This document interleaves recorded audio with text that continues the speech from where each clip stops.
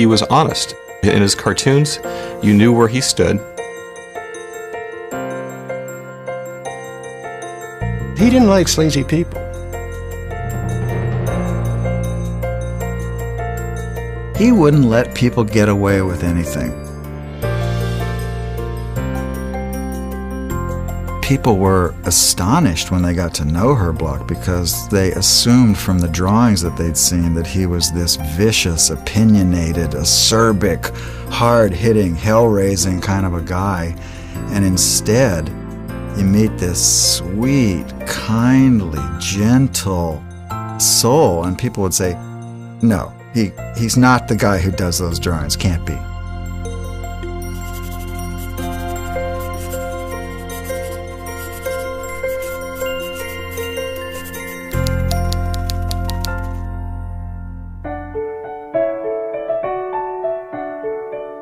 For Herbert Lawrence Block, the youngest son of David and Tessie Block, summers in Chicago were as sweet and gentle as his childhood.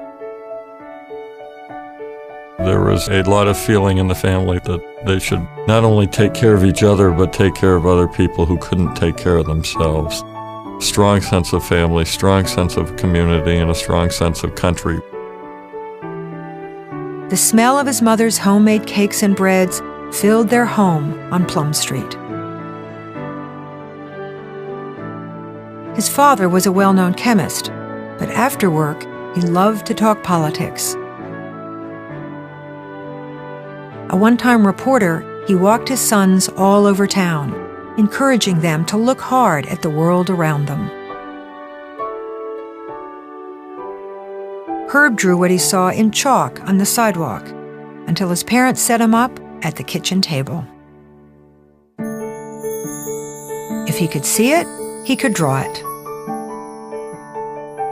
The youngest in his class at the Chicago Art Institute, Herb drew faces from the news, adding captions and comments. His cartoons got him a weekly column in his high school paper. He said, "I had no trouble expressing my ideas, and by 19, I had drawn my way into becoming a journalist."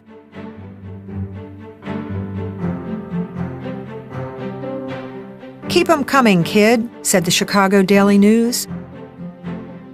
4 years later, he was hired by a national syndicate, and in 1933, all of America could read Herb Block.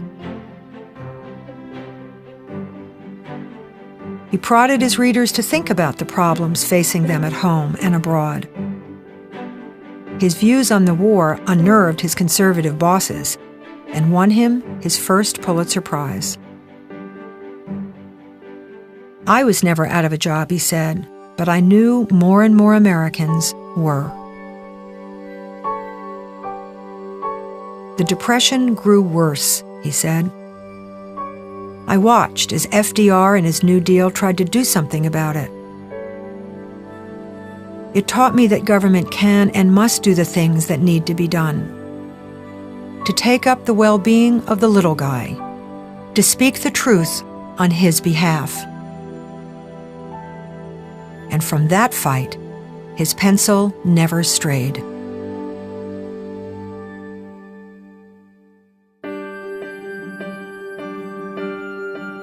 In 1945, he was invited to lunch in Washington. A third-rate newspaper had just been bought by a gutsy new publisher. He wanted the prize-winning cartoonist to help him put the paper on the map. Herb insisted on editorial independence and the right to choose his own topics. The deal was struck, and Herb was ready to draw it as he saw it. He was very serious about doing his homework and making sure that he had absolutely every fact down. Herb devoured everything. He would be in there at all hours, devouring stuff. He'd also comb and shred newspapers during the day to pick out little things that sometimes went into his work and sometimes just went into another messy pile on his desk. He was the absolute antithesis of neatness. It looked like a hurricane had gone through that room. I'll bet you there were newspapers in there from World War I.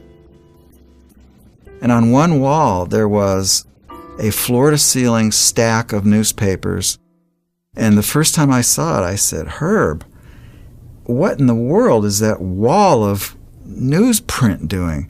And he said, "Well, you never know when you might have to look something up." He would try to find out facts and find out who did what. There was a certain churning that would go on after these questions and visits with people. But then he would go into a kind of a silent mode there in late afternoon, where obviously something was happening inside his head. Then bingo, out would come these sketches.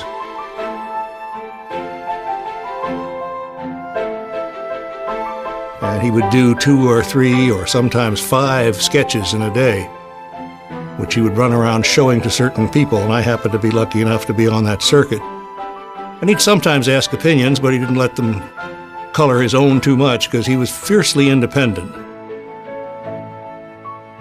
He was a man who did not come to our editorial meetings and wasn't required to, because his cartoon was his opinion and not the opinion of the newspaper.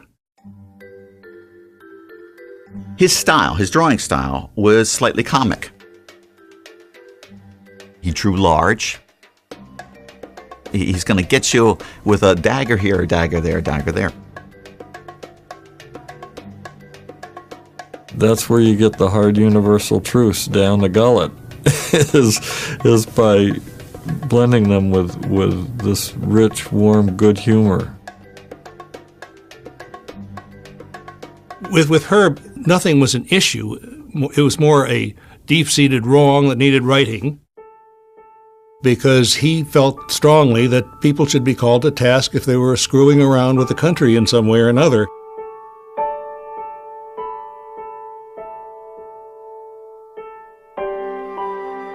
And took his responsibility for saying so out loud and strong as he could as being a major responsibility. Herb was an absolute patriot. I mean, he really believed in the Constitution and the Bill of Rights. Herb said, the Founding Fathers worked out how the government should operate. A free press was set up for thoroughly practical reasons, to serve as a critic of government. In our system of checks and balances, the press provides the outside check.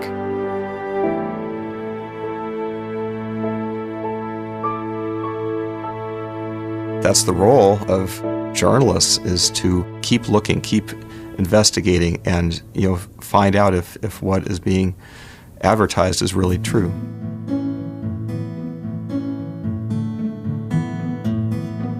It's not enough that you can draw pictures and make these kind of one-sentence commentaries. Is that you have to have a deep understanding, a journalistic understanding about the lay of the land of politics.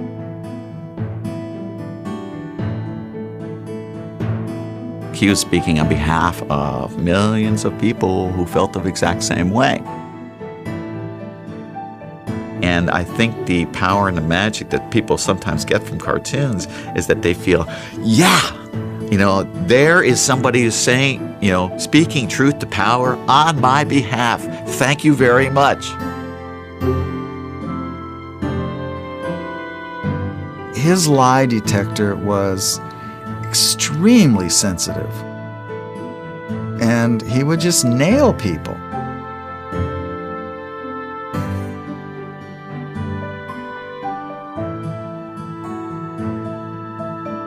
The root of his power and influence and his maybe place in history is the fact that he operated here in Washington, D.C.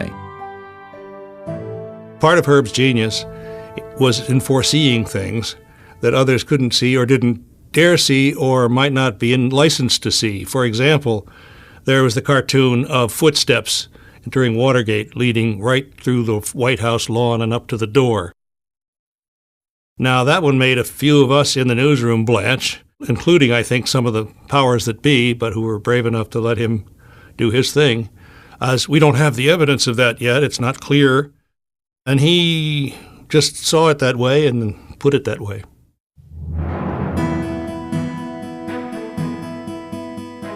Did you see Block this morning? Holy!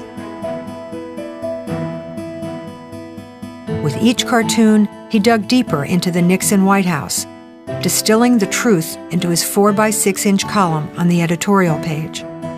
His investigative work on Watergate, alongside Woodward and Bernstein and Roger Wilkins, jolted the country into action and won him the third of his 4 Pulitzer Prizes.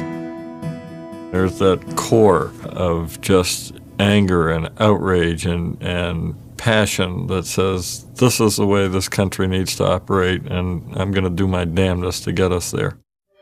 It was the daily possibility of getting up and doing that cartoon and affecting public life.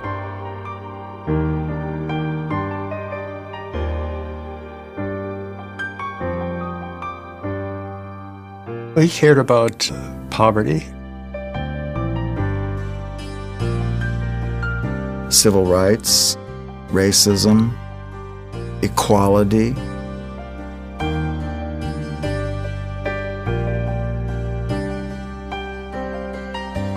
He deeply believed that racism was more than just a social problem.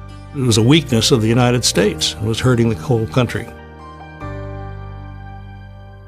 Reagan was president, and this shows Reagan showing a black guy his photo album of Reagan with black kids at a school and Reagan talking to a black grown-up, and he's showing them. And the black guy is looking Reagan in the face with astonishment, and he's got a whole bunch of graphs. Aid to public schools, down. Housing for the poor, down. School lunches, down. Unemployment, up. Job programs, down. Food stamps, down. He would celebrate his inspired moments with a flashing light on a helmet hat he had, and he'd come in with the thing flashing and pop his head in and say, "I have an idea." He lived his life with a kind of boyish delight, whether at the office or his adored beach house.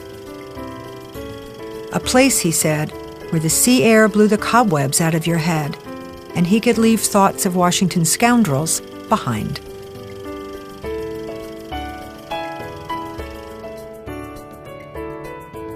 When he went to the White House with a bunch of us to receive the Medal of Freedom from President Clinton, Herb the prankster suddenly emerged after the ceremony. When he suddenly approached us, his head whipped around, and in place of his eyes, he had 2 miniature cream puffs from the White House food table. I said, "Hello."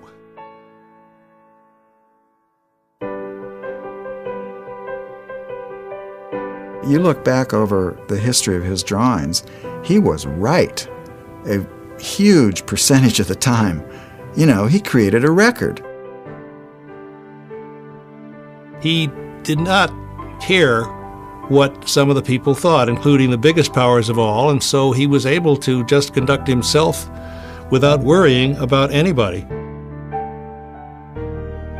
He understood how important it was for the press to have an impact on America. One of the most influential journalists of the 20th century, Herb liked to say, "There are no wonder men or women. There are only you and I and others who believe in democracy. Think about the other guy and do something about it."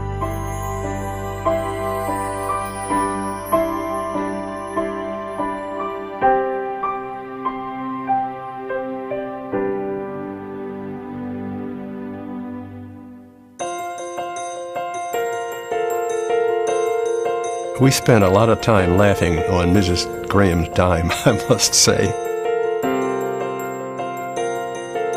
I remember one time he got in a gorilla suit and snuck up behind Meg Greenfield, who was then the editor of the editorial page. I thought she was going to fly through the wall to the elevator.